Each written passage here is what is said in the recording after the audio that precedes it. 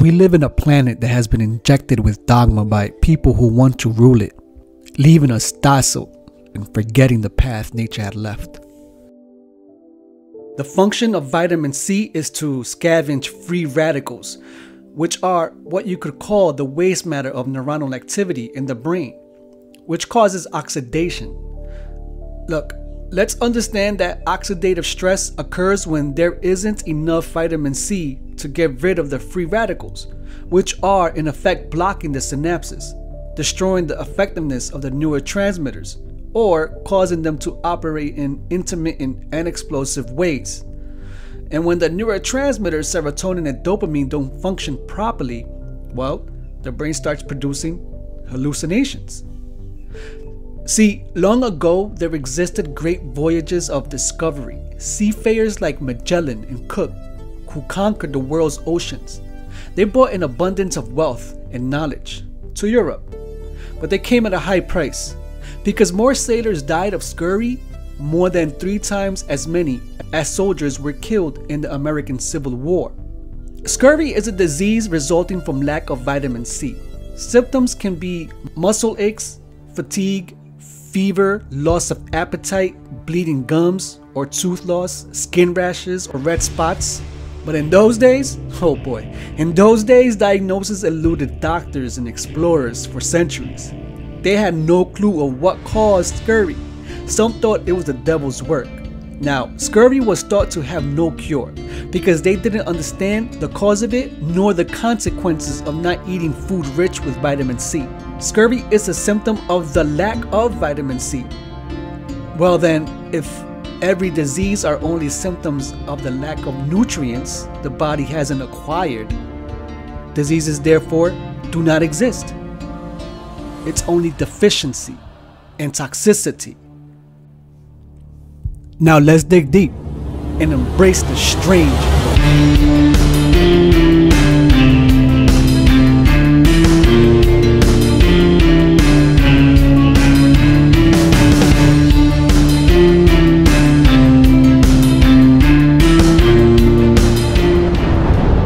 Something Strange TV.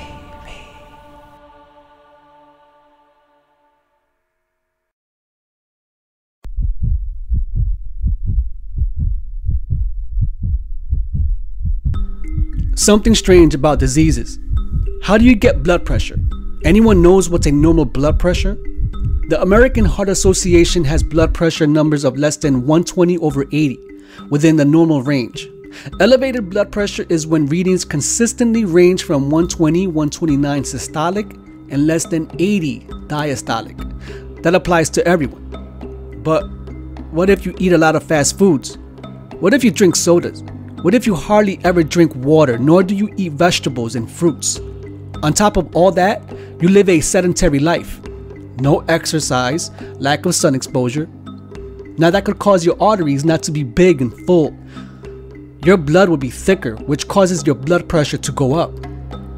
This is your body adapting to this toxic environment. First, let's understand the function of blood.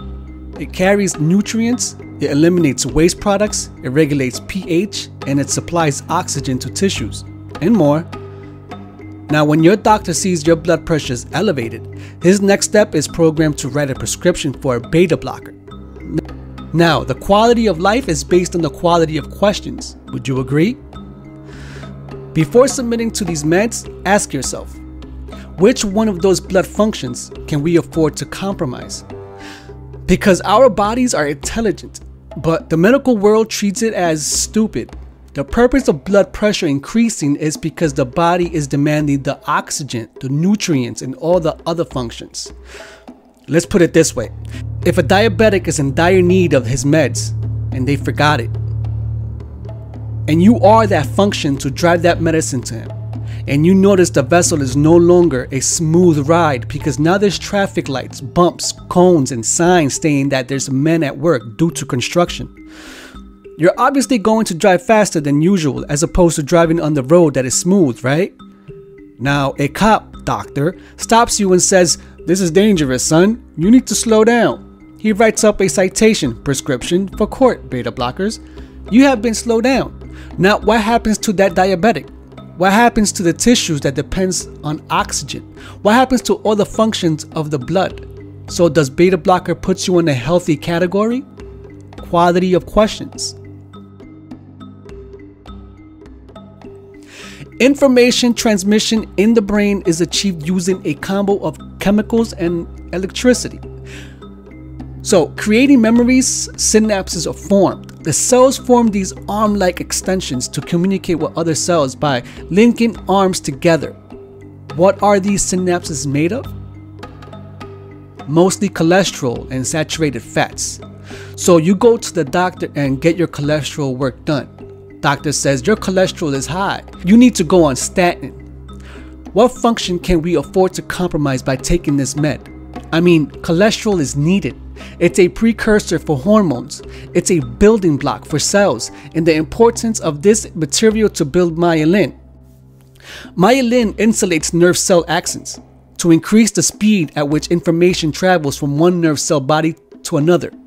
Cholesterol is so important that if you were to change your diet and begin to eat low cholesterol foods, your body will produce it. But your liver can produce but so much. See, brain cells are constantly dying and being replaced by newly born cells. If you don't have enough cholesterol, your body doesn't have the material to build the synapses. You can't create those memories.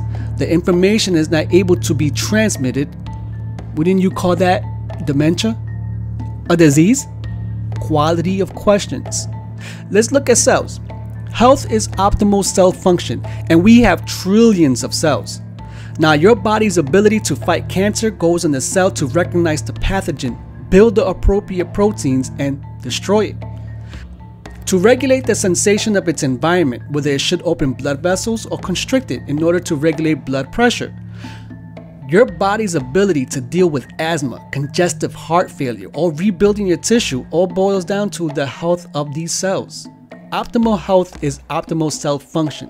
So sickness is lack of cell function. So I'm hoping you're able to appreciate the importance of cellular hydrations, oxygen, and nutrients. What's fascinating about us is that 90% of all cells and all genetic materials in the human body is our gut flora. Microbiome. So basically we are just 10%. We are just a shell, a place for the gut flora to live. They keep us alive and healthy, and how do they do that is that there's a percentage of these microbiomes that must predominate. We have beneficial bacteria, fungi, viruses, etc.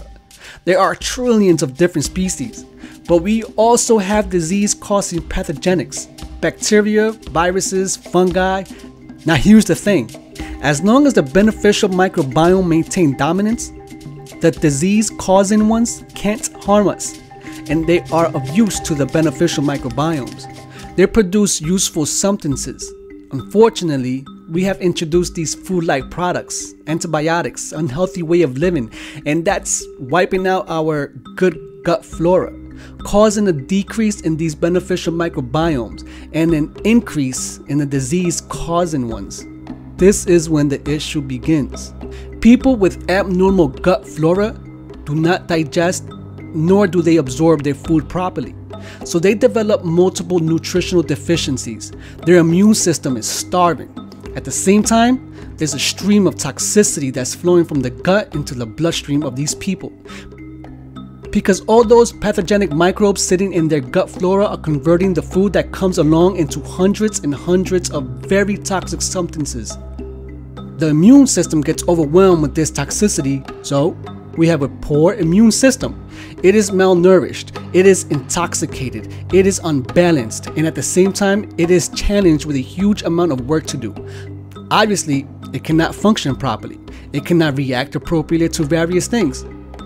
Autoimmunity is the result of that. Abnormal flora in your digestive tract can easily lead to overgrowth of pathogenic bacteria, pathogenic viruses, fungi, worms, protozoa. Once your gut lining begins to deteriorate, this disease-causing agents can be easily absorbed into your bloodstream and circulated throughout your body. Some of them have affinities of certain proteins and will attach themselves to them. Now, when that happens, it changes the three-dimensional shape of that protein molecule. When your immune system comes across these foreign-looking proteins, it will attack it and begin producing antibodies against it. Symptoms begin to exist. You know, us humans don't even know what the baseline of health is. We believe that these symptoms are normal because they are common. There's a difference between normal and common. The symptoms shouldn't be common and they certainly shouldn't be managed. I'm not against allopathic medicine. I'm against it when it's used immorally. Let's look at properties of a particular plant. Now imagine a frequency dial between 0 to 100, and let's say the healing property of this plant is found at a frequency of 48 or 50. Now imagine isolating that frequency and replicating it synthetically and prescribing it as a healing agent. The problem with that is that it isn't only that singular frequency that gives the plant its healing abilities. It's that frequency in a whole series of harmonics on either sides, not knowing what kinds of disruptions and disharmony it's causing. Food industry isn't left behind. We are eating food-like products that are pre-digested in the food industry factories. Dry foods high in sodium and sugar that keeps us living with chronic inflammation. We are eating sugar for breakfast, lunch, and dinner with snacks in between. Sugar is a poison and one of the most addictive poison in the world, keeping our insulin high all day, which is a pro-inflammatory hormone, keeping people in an obesity and unhealthy state. Humans are not designed to consume an overwhelming amount of one molecule. See, symptoms is not a disease. It's a deficiency or toxicity. Now understand how smart your body is, how it's designed to keep you functioning, the intricate innate defensive mechanism the body has to keep you running. It will never let you down as long as you are feeding it the material it needs. You can't build a house without the needed tools. Note what you're getting into before submitting yourself into a whirlwind of side effects. What would happen to a healthy person who takes these meds? Wouldn't they get side effects, causing them to be unhealthy? We can all live a long and beautiful life, but that depends on the quality of questions we ask.